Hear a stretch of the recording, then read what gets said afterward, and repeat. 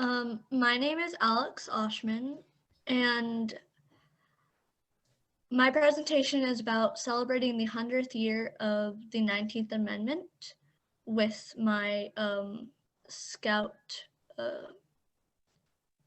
project from Troop 85061. So the movement begins in 1848 with Elizabeth Cady Stanton and Lucretia Mott, who organized the first convention regarding women's rights in the United States, which was called the Seneca Falls Convention. The event, which took place in Seneca Falls, New York, drew over 300 people, mostly women.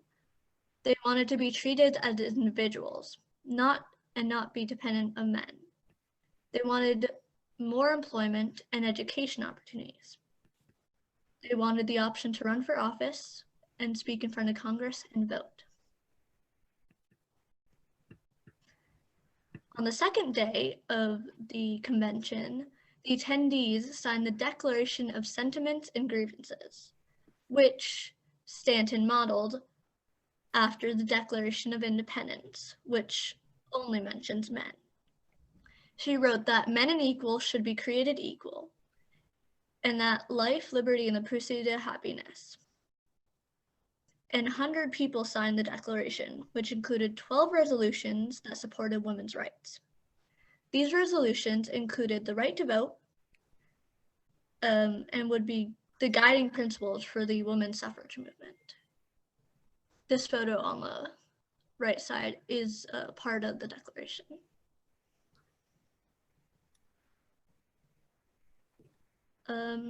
Small steps. Many suffragists were also abolitionists. These were people who wanted to end slavery. President Abraham Lincoln freed the slaves with the Emancipation Proclamation in 1862.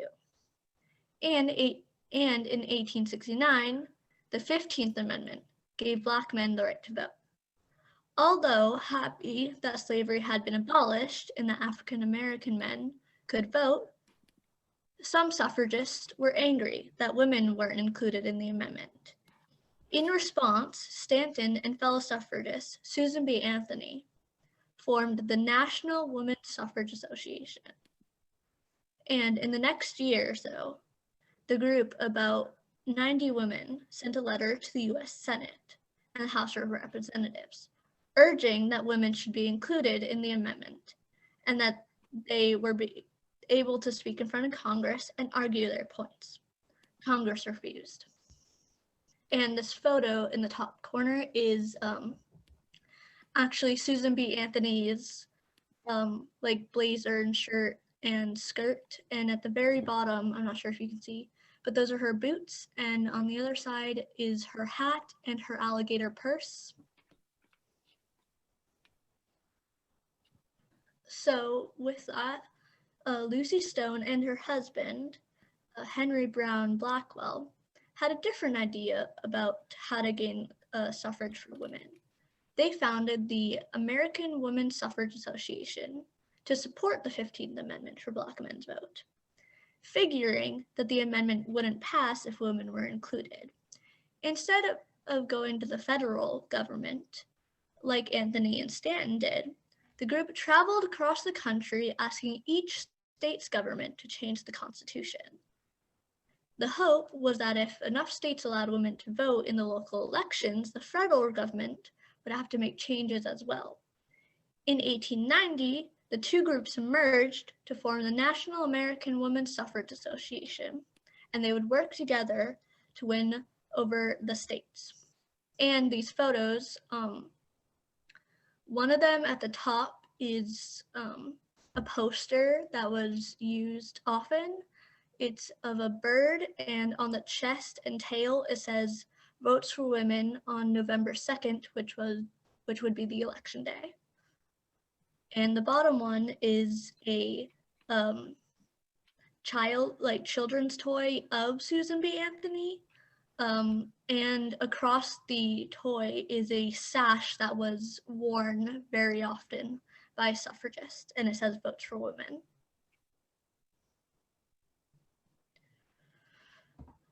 On April 6, 1917, the United States entered World War I. Many men went to Europe to fight, and many women volunteered there as nurses. Women also filled jobs in the States that had been previously held by men who were now overseas. Realizing how important women were, President at the time, Woodrow Wilson, changed his mind about the suffrage movement and started supporting women's right to vote. This photo on the side is commonly used by the suffragists as a white dress, white shoes, and the purple and gold sash colors that says also votes for women. And on the table there, it's a hat that was very commonly used by all women of that time.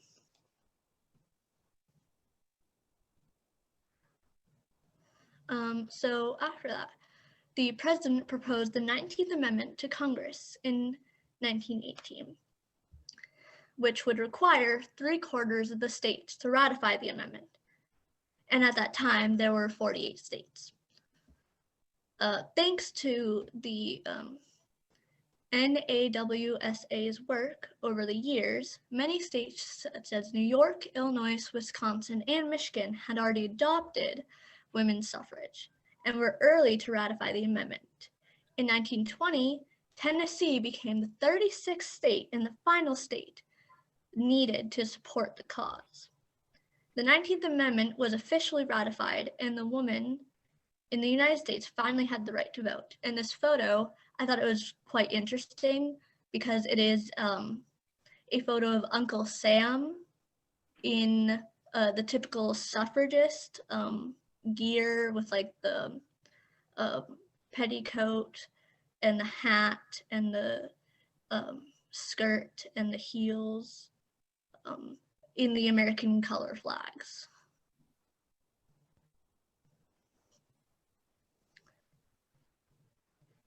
And so the movement continues after the 19th Amendment passed. The work of the suffragists in the 1800s and 1900s lives on. And in 1972, thanks to the ongoing strong voices from women, Congress passed the Title IX, a law that makes it illegal for schools to discriminate based on gender. In 1981, Sandra Day O'Connor became the first president Supreme Court justice, and Nancy Pelosi became the first female Speaker of the House. Today, women around the world continue to be inspired by role models of the past as they push for equal pay and equal political representation.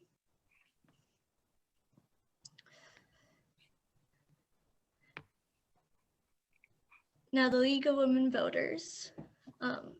There is no other national volunteer organization in America that inspires as great as a commitment from its members as the League of Women Voters. As a direct result, the League has evolved from what it was in 1920, a mighty political experiment designed to help 20 million enfranchised women carry out their new responsibilities to what is today a unique, nonpartisan organization that is a recognized force in modeling political leaders, shaping public policy, and promoting informed citizen participation at all levels of government. And this photo is actually one of their recent projects. I don't know how many of you live in Falmouth, but on the greens near the library, there is this mural painted. And this is one of the sides of the murals, and I helped painted it.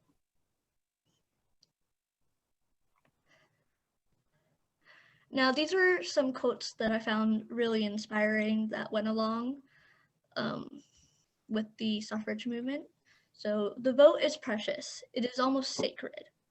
It is the most powerful nonviolent tool we have in a democratic society, by John Lewis. And fight for the things you care about, RBG.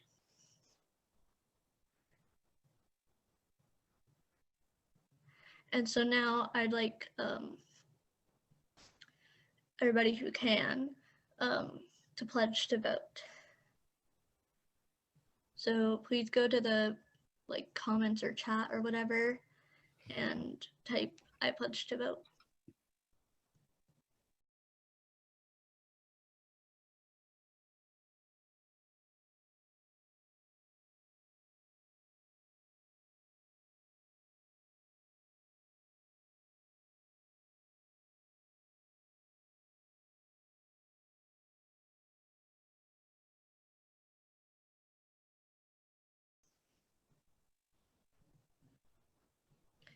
And this is just another side of the mural that talks about the diversity in voters.